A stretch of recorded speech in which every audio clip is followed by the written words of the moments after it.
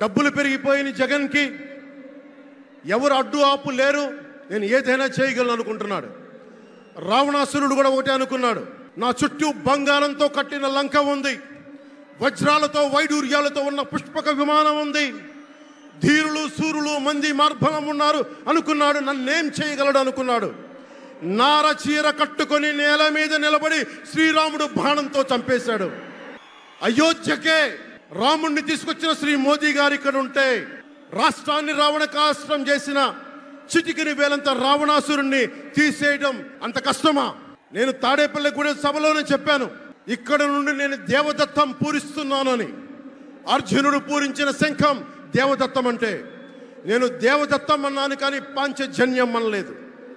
అది పూరించాల్సింది ద్వారకలో ఉన్న శ్రీకృష్ణుడే.